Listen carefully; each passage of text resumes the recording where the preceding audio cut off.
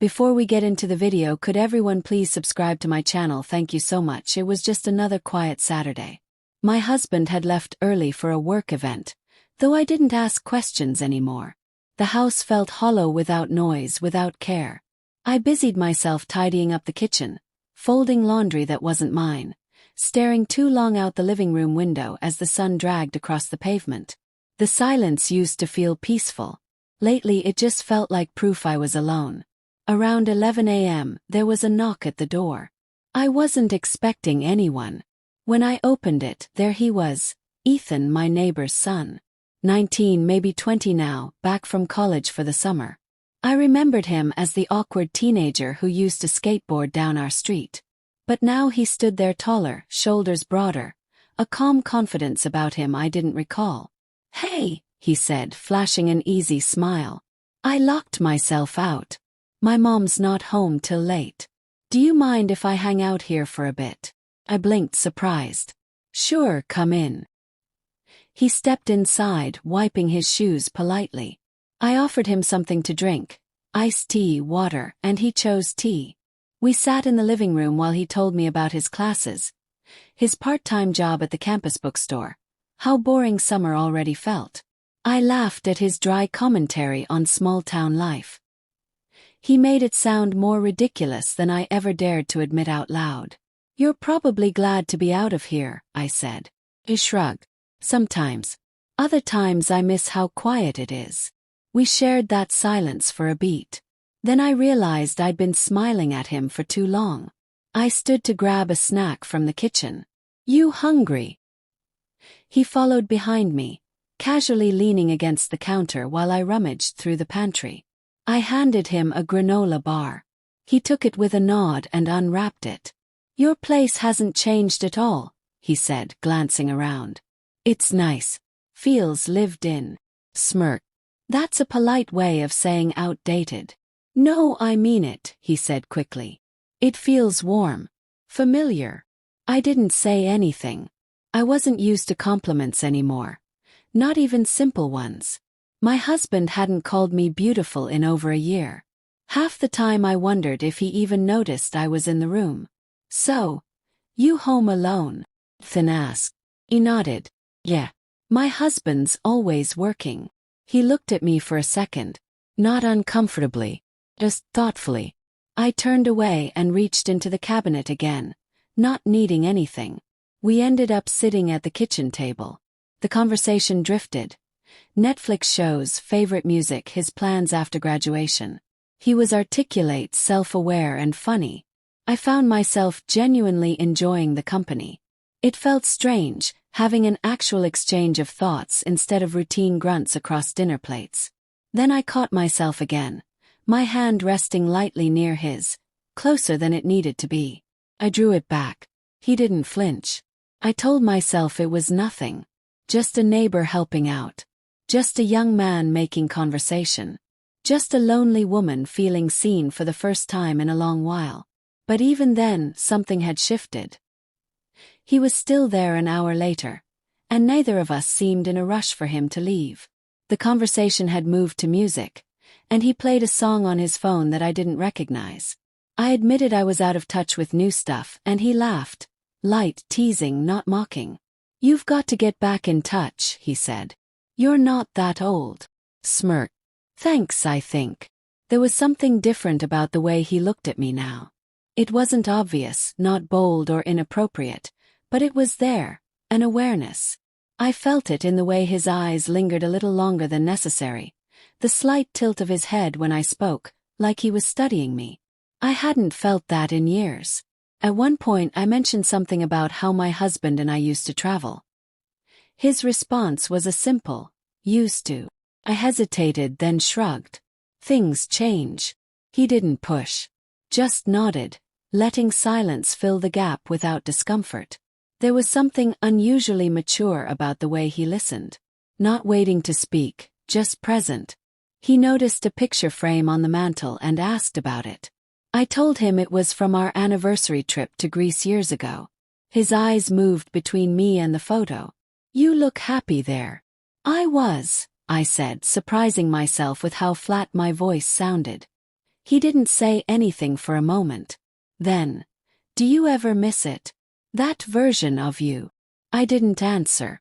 The question echoed louder than it should have. I wasn't sure if I missed the place or the feeling of being wanted.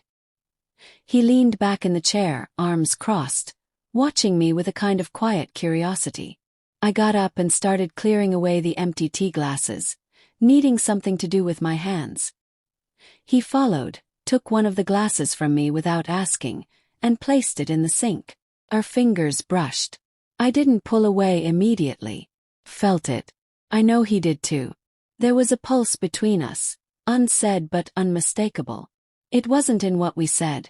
It was in the space between every word, every glance that lasted a breath too long. He leaned against the counter, arms still folded, and said, "You ever feel like you're living the same day over and over? More than I care to admit." He gave a half smile, eyes soft but focused. "It's weird. I used to think you were just my neighbor, you know? But you're more than I remembered." That caught me. My heartbeat skipped once. "Ethan, I'm not saying anything bad," he said gently. "Just, you're easy to talk to." I nodded, unsure of what to say. I wasn't used to compliments without strings or consequences. I wasn't used to being noticed for anything beyond what I did for others. He stepped closer, not too close, but enough that I could feel the shift. There was no touching. Nothing happened. But something had already changed. We both felt it. And neither of us stopped it. The sky had turned gray by late afternoon, and the sound of light rain began tapping against the windows. Ethan hadn't moved to leave, and I hadn't asked him to.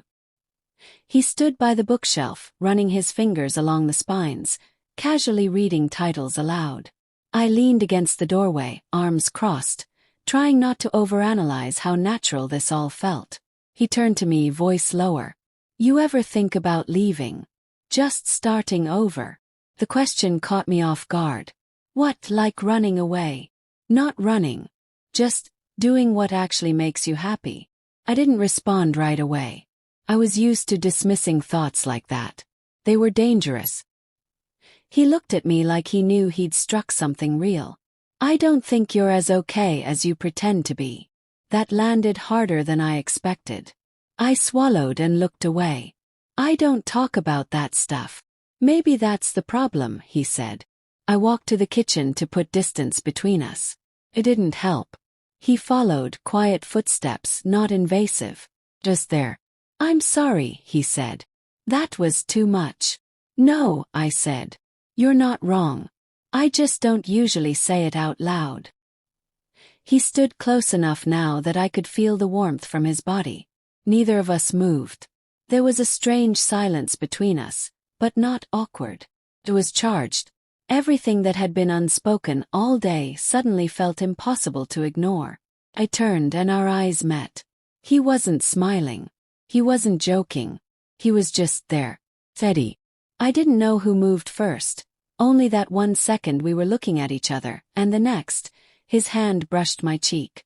I should have stopped it. I didn't. His lips met mine, soft at first, hesitant, waiting for permission. Gave it. My hands found his shoulders. His arms wrapped around my waist. The kiss deepened without urgency, like we were both still trying to make sense of it as it happened. When we finally pulled apart, I didn't speak. Neither did he. We were both breathing heavier than before, but it wasn't lust. It was relief. Confusion. Something deeper than either of us had planned for. "This isn't right," I whispered. "I know," he said. "But it doesn't feel wrong." We moved to the couch, slowly, like we were testing every step. The second kiss came easier. The third more certain. Clothes came off piece by piece. Not rushed, not forced. Every moment stretched, deliberate, like we both knew this wasn't just about attraction. It was about feeling seen, wanted, alive. When it was over, we sat in silence. I wrapped myself in a throw blanket, facing away from him. My heart pounded with a mix of shame and clarity. "Do you regret it?" he asked quietly. I didn't answer. He waited, then stood and picked up his shirt. "I should go." I nodded but still couldn't look at him. Nothing about what happened felt casual. Nothing about it felt accidental. We both knew a line had been crossed, and there was no pretending it hadn't. I barely slept that night. I lay in bed with my back to the empty side where my husband should have been, eyes open, trying to quiet the storm in my head. I kept replaying everything. His hand on my face, the way his voice softened when he asked if I was happy, how it felt to be touched like I mattered. It wasn't about what we did. It was about what it meant. Or maybe I was just trying to justify something I shouldn't have done. At 3 a.m. I got up, walked to the kitchen, and stared at the fridge like it held answers. My phone buzzed. A message lit up the screen. Made it home. Can't stop thinking about you. I read it 3 times. Didn't respond. I knew the truth. This wasn't love. It wasn't a fairy tale. It was a moment I let happen because I was starving for something. Attention, care, affection, maybe just to feel like a person again. My marriage had become a performance with no script, no direction, and no one left in the audience. The next morning my husband texted. Running late. Don't wait up for dinner. I didn't reply. I didn't even feel angry anymore. Just numb. There was a time I'd search his texts, look for clues, wonder where he was really going. Now I couldn't bring myself to care. That scared me more than anything I'd done. Around noon, I glanced out the window and saw Ethan across the street unloading groceries from his mom's car. He caught my eye briefly, just a second, and gave the smallest nod. No smile. No wave. Just acknowledgement. Then he turned back and kept helping her like nothing had happened. I stood there watching. Not with longing or regret, just stillness. What had happened between us wasn't the beginning of anything. It was a collision.